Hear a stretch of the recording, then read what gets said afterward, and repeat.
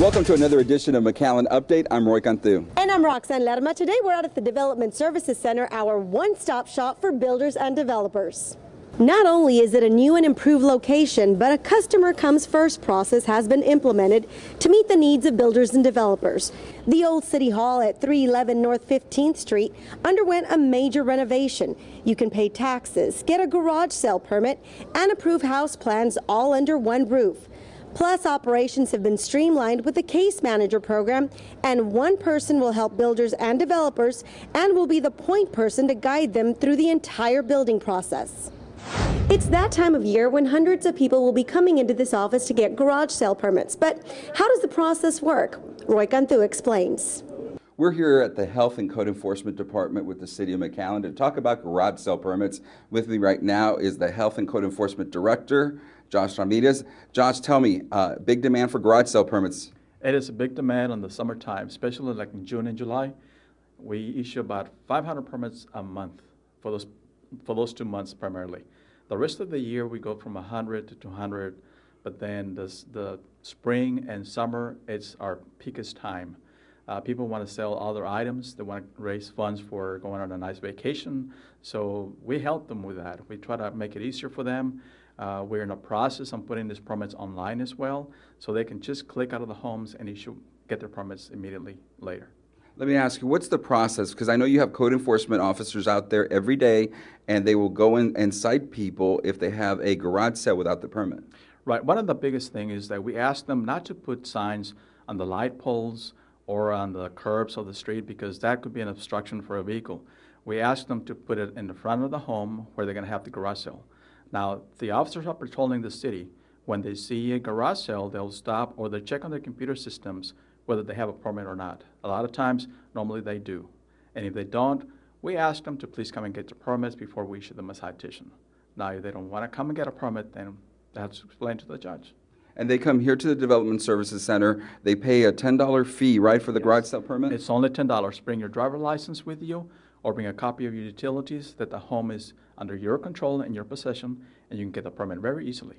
And of course, you can get more information about the Development Center and what the Health and Code Enforcement Department does to keep the city beautiful. For the City of McAllen, I'm Roy Cantu. Work continues on the city's annual repaving project.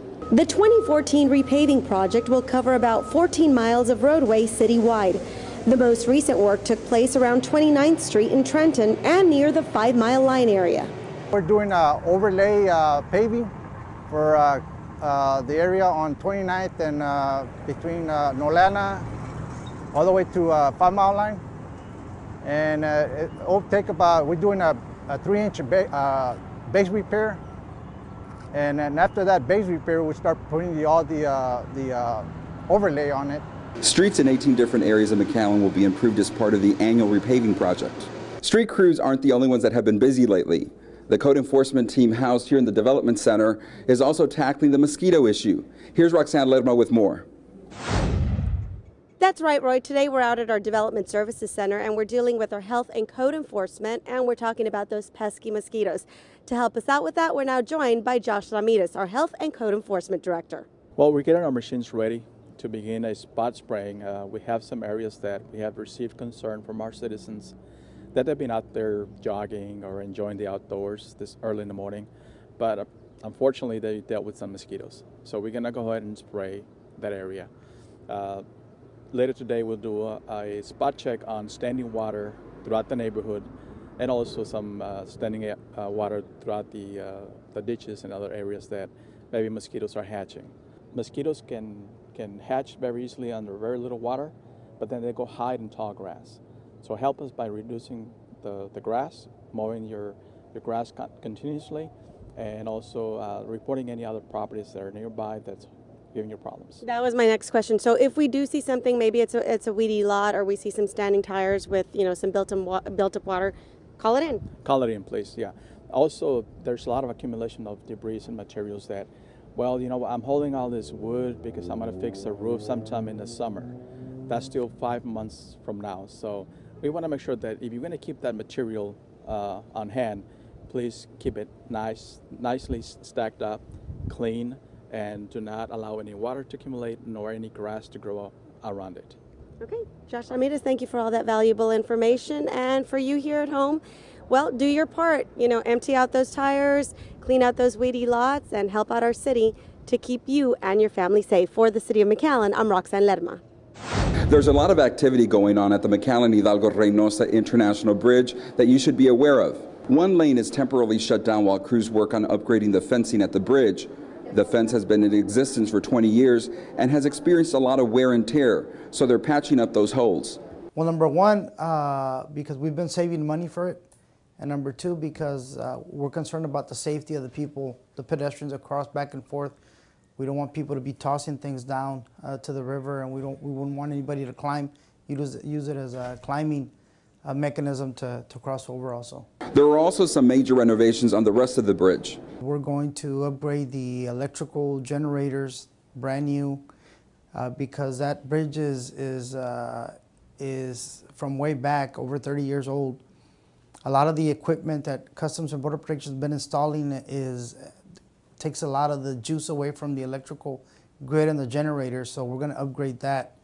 Just that itself is close to $2 million, and about another $3.2 million into the upgrades of the air conditioning units, the restrooms, doors, doorknobs, desk, counters. Everything's going to be upgraded.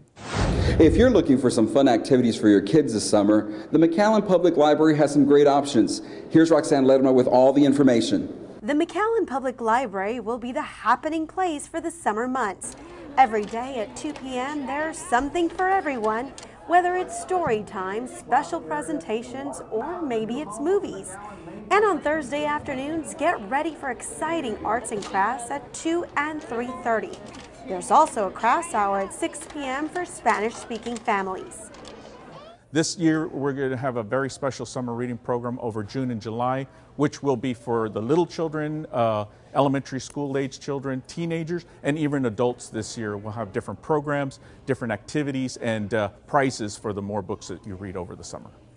The award-winning library is the largest single-floor public library in the nation, and there are specific departments that cater to each age group. The library is a very large library, so we do have departments especially for the teenagers where they have their own computers, their own books, comic books, and different activities that they do in the teen department as well. The adult side of the library is also very large, where it has a lot of reading material for the adults and also books in Spanish. If reading isn't your first passion, then you can also browse the internet in the library's expansive computer center. We have over 80 computers in the computer lab, where all you need is your library card and a PIN number to access. And we also have computers in the children's and the teen department as well. And of course, you can't miss the farmers market every Saturday from 9 a.m. to 1 p.m. Vendors have fresh fruit and vegetables, fresh free-range farm eggs, repurposed crafts, and handcrafted jewelry. There are even baked goods made from scratch on site. The best part, there's plenty of room for everyone. There's a lot of parking space here at the library where you can park in a lot of different places. And the inside of the library is huge. It's one of the largest libraries in the United States. So definitely we're very lucky to have this large library here in the McAllen area. If you need more information, please contact us at 956-681-3000. For the City of McAllen, I'm Roxanne Lerma Cáceres. The city is continuing its campaign to reduce the use of plastic bags. Here's Elvira Alonso with more. Yes, we've got a brown bag here. This is a compostable bag that is distributed throughout McAllen at the different locations and community centers. It's an opportunity for you to recycle your leaves, your lawn clippings, your small branches.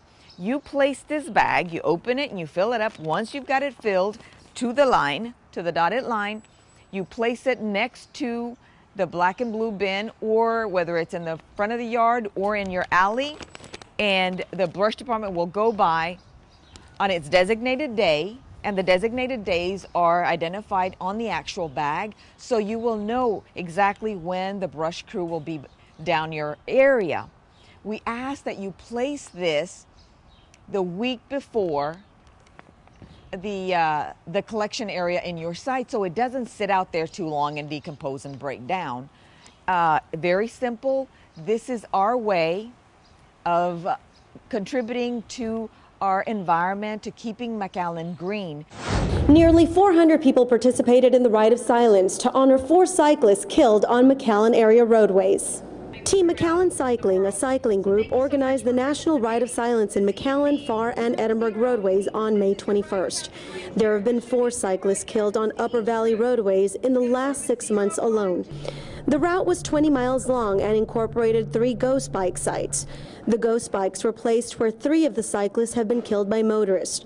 The 3 were Kenneth Bothwell, a winter Texan killed in October 2013 near Sugar and Canton Road in Edinburgh. Eddie Arguelles, who recently was killed south of Trenton on Interstate 69C, and for Mary Catherine Cloud, who was struck at the intersection of 2nd and Ridge on March 27th and died of her injuries on March 31st. The ghost bike for the 4th cyclist killed, Israel Garza, who was struck by a drunk driver on March 29th, will be dedicated by members of his family in the near future. We want to make sure that everybody respects each other. We respect the drivers respect us, and as we're runners, walkers, pedestrians, whatever it is, if we're on the road, even if we're the driver, we've got to respect the person. Stop at the crosswalk. Don't text and drive. Make sure that you are aware of what's going on around you. The City of McAllen also announced Run, Ride, and Share, a safety campaign targeting everyone, including runners, cyclists, and motorists. The initiative will be focused on overall safety. There are some amazing new exhibits and summer programs at the International Museum of Art and Science. Here's Roxanne Ledema with more information. That's right, Roy. A lot of exciting things going on at IMAS, and to help us out with that, Ms. Gabby Jones, our Director of Visitor Experience. Thank you for being with us. Thanks for having me. Okay, Gabby, so tell me, we've got some dinosaurs coming to the museum, so what's going on with that? We do. June 7th, mark your calendars. It's Be the Dinosaur. It's a brand new exhibit. It's the first time that it's coming to Texas. And so what it is, it takes the love of dinosaurs, gaming, and computer programming all combined into one. What happens is you go into the exhibit, you sit on the simulator, you say, okay, I'm going to be T-Rex today. And I'd like to be a T-Rex today. Yeah, who doesn't want to be T-Rex? Right? Coolest of all dinosaurs. So you come into the museum, be the dinosaur, and just have a grand old ball. And it's only going to be here for a limited amount of time. Okay. And so we invite everybody to come during the summer for that. Okay, so we also want to invite folks over to Operation Imagination, and that's a 10-year project. So tell me about that. Yes, Operation Imagination, that's our summer camps at the museum. And so it's geared to kids 6 through 12 years old, and we have a variety of summer camps. It's done on a weekly basis, Tuesday through Friday, in the morning or in the afternoon, or you can opt for the whole day. We have summer camps from ranging in art, history, anthropology, rocket science, robotics, anything that you can think of, we'll have a summer camp for you. Okay, and so where do you register for that? You register through McAllen Parks and Rec. Okay. So just give them a call and they'll get you all set. Excellent. So dinosaurs, or perhaps it's Operation Imagination. We kind of have a little bit of something for everyone, so go out and visit IMAS. Gabby Jones, thank you so much for joining us. Roy, now back to you. There's also some new exhibits at Quinta Mazatlán. It's called Folk Art Room, Through the Eyes of Ann Moore. The exhibit features over 1,400 pieces of art from Moore's private collection. The longtime McAllen native and art collector has amassed Mexican folk art for over 40 years. She started her collection when she was only 10 years old at a market in Reynosa. I love art, and I love Mexican art. So my family, my mother would take me to the market in Reynosa, and where I'd find something every time I went. Well, I just think it's so important to support our local artists, and art here at Quinta Mazatlán is really important, and Mrs. Moore's art is really special. I hope everyone can get out and come see it. Finally today, another tidbit from Quinta Mazatlán. Do you remember your grandparents' old home remedies?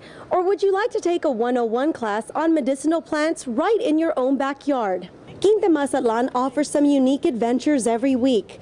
Tour guide Chris Cifuentes will take you on a journey through the gardens of Quinta Mazatlán to talk about edible medicinal plants and trees, native plants used by our valley ancestors to make themselves feel better when they were sick. The tour is fun and entertaining, but Chris strongly recommends for you to follow your doctor's orders. I like for people to pretend that they were out in the middle of nowhere and they had to survive. How would they know what plants were edible and were not? What would be good? At the end of the Garden Talk and Tea Tour, visitors can sample teas and jellies produced right here in the Rio Grande Valley. This is a seasonal tour, so please check out Quinta Mazatlan's website to make sure when the tours are available.